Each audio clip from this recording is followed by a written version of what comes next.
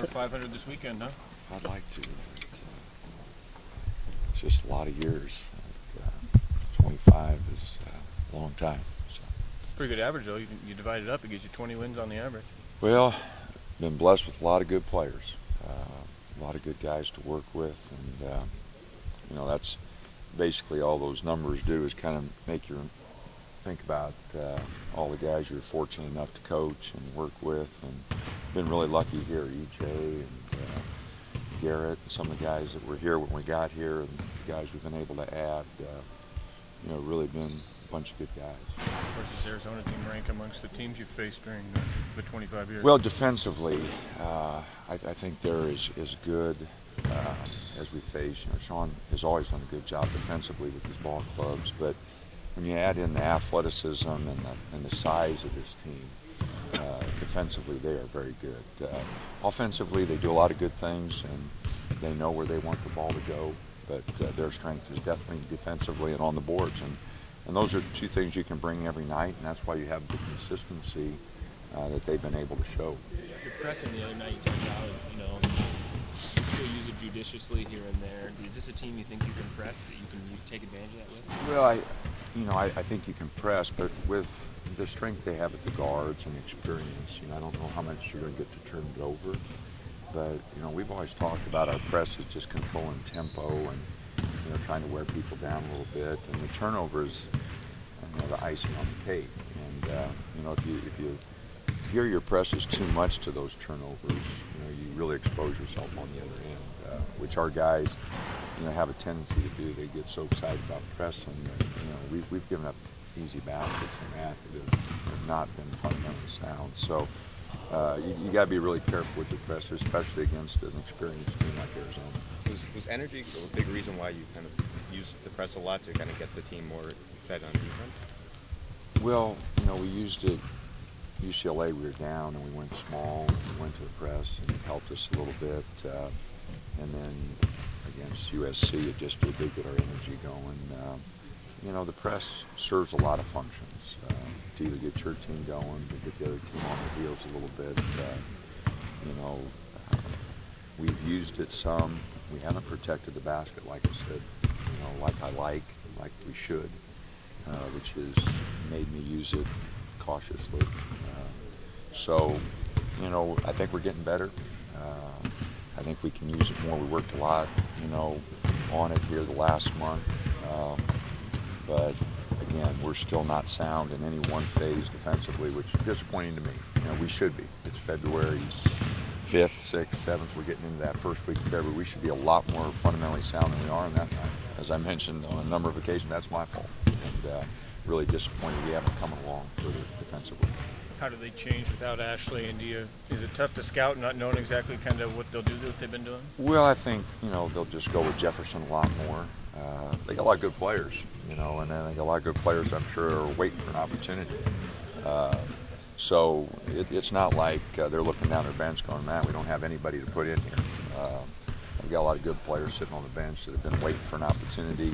Sean has kept his rotation fairly tight throughout the year. This will just give somebody else a chance, but I think Jefferson will probably be in the starting lineup. He's not quite as big as Brandon, but he does some different things athletically than Brandon. So it's just a different look, but they still got the same size. Aaron Gordon's still there. They still got Nick Johnson. So I don't think it'll change them too much.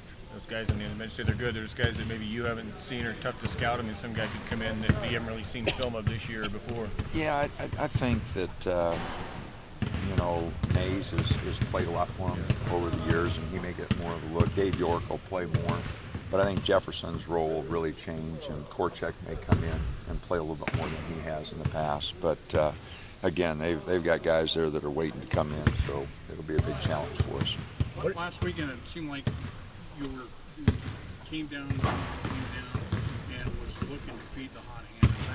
Does that just appear to be that way, or is that something you're emphasizing? Well, if somebody gets on a roll, we always kind of want to get them, a few more shots. Jason was shooting the ball really well, so we were trying to get some looks for him. Joe, when he gets to the free throw line, when you look at Joe, you can take him away a little bit on the perimeter, but he shot 19 free throws over the weekend, and that was the difference in his game. So he's got to be aggressive. He's got to attack. Jason had a good weekend. We've got to get Damian going to the basket more. I think he can create some more things and get to the free throw line, and he's a really good free throw shooter. So I'd like to see Dot take him a little bit more aggressively. Inside, we don't have a consistent performer. Rich almost feels more comfortable facing the basket than he does with his back to it. So we're limited a little bit there, but Mike had a good game against USC, one he'd rather forget against UCLA. So we just got to do a good job of blending those guys together, and we got to hit a few more shots. We're getting some good looks that we were hitting earlier that we just we're not shooting the ball real well right now. I think some of it's you lose a few ball games, guys get a little tight, and it's not like we're not trying. And sometimes try a little too hard. So we do have to relax and shoot the ball a little better than what we have. So the old adage about the cure for jump shooters is get better is just keep shooting. Well, to shoot good jump shots. Bad shot's still a bad shot, and those don't go in. You look at our numbers, and we really look at when we're watching film, contested shots and shots we practice and uncontested shots, and we're still shooting a pretty good percentage on uncontested ones and ones we practice, shots we don't practice, and contested jump shots. Like any team, not very good percentage. Mike said he flipped the calendar. He said January wasn't good, and he kind of was hoping to kind of turn around. Do you see Saturday as kind of a start for him to get back to kind of what you saw this first couple months? Well, I hope so. Just for his sake. He didn't have a good month in January, and every player goes through stretches, and we relied on him heavily, to get off to a good start. He struggled a little bit, and now I just hope he picks it up again. He's had some really good games, and he's had some games where if he doesn't get started right, they just kind of go down. So he's a really mature player. He comes to practice every day, and notice he's out here first, one of the first guys every day. So he'll fight it. Getting back to your many years of coaching, what do you personally love about basketball? What makes this all worthwhile for you? Well, when your hobby's your job, you're really fortunate. If I wasn't coaching basketball, I'd be going home and watching ball games at night anyway. So very fortunate to find a profession that, played college ball as an awful player, but I still like to play. I played pickup until I was in my 40s, and every time I went out and played a pickup game, I got hurt. I had to quit, because it just takes so long to recover. But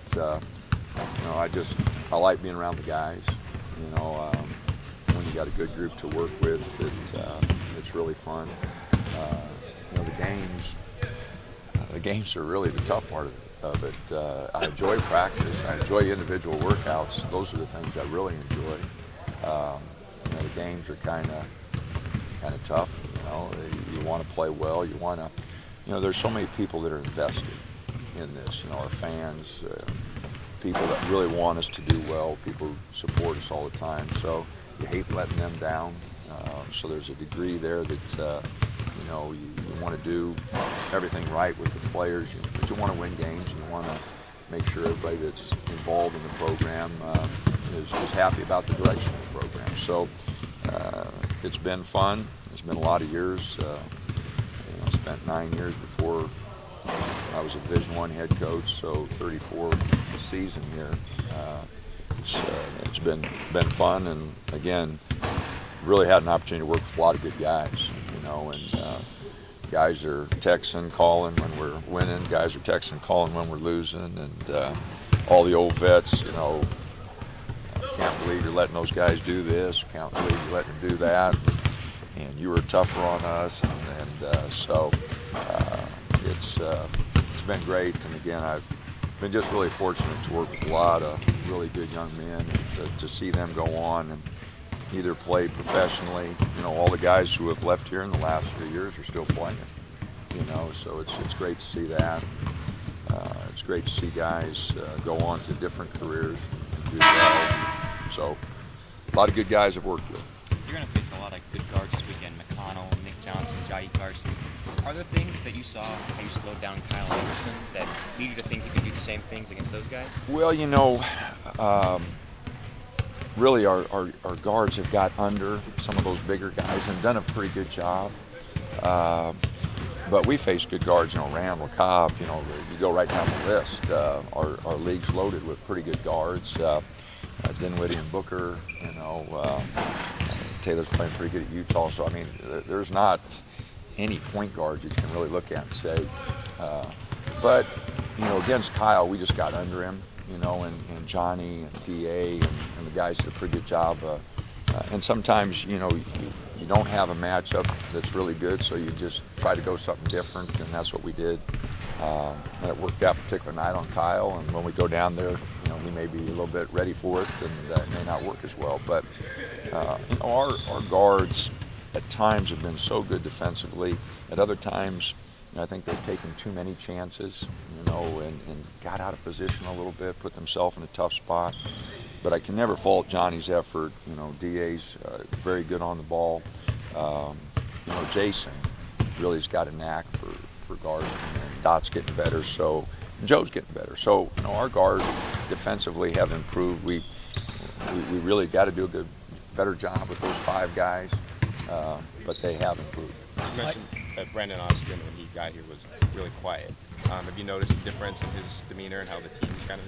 Well, he's really popular. The guys really like him. He's working really hard.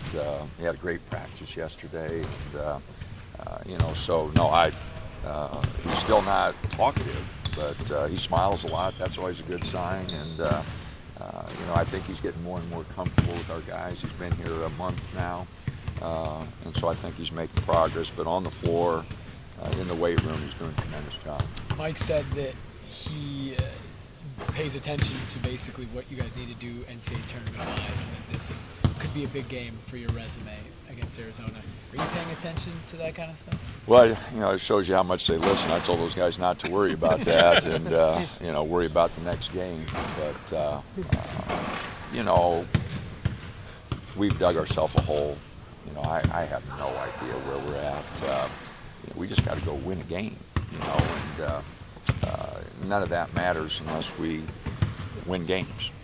So the next game is Arizona. Obviously, it's a big game. They're number 2, I think, in the country. I don't know what they fell to, but they're good. It's a challenge.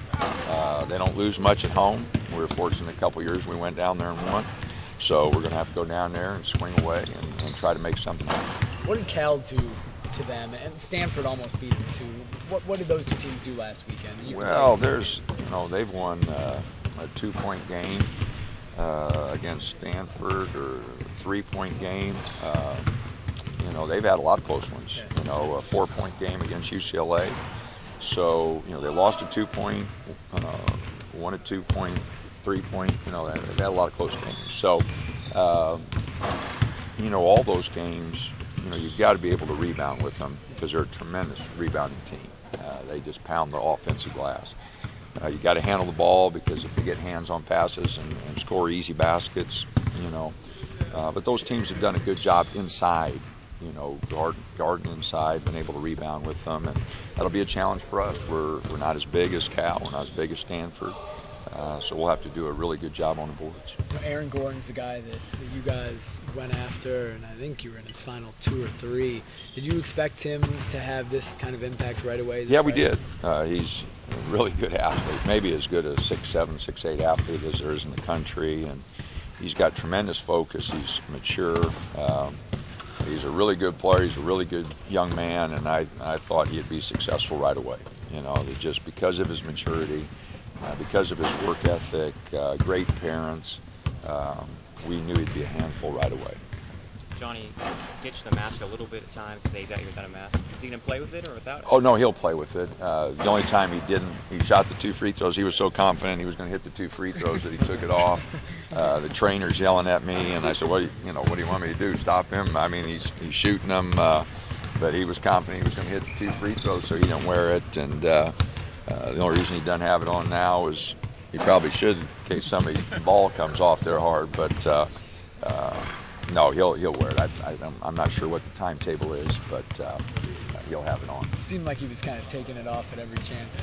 Yeah, complaining about it's it. not comfortable. Yeah. It's I don't know of anybody that likes those. I've had a few players wear them over the years, and last one was J.R. Strobridge here, and he shot it terribly when he had that mask on. As soon as he took it off, he started hitting threes, and we started winning games. But no, they're not much fun to wear. All right. Thank you, Dana. Thanks, Dan.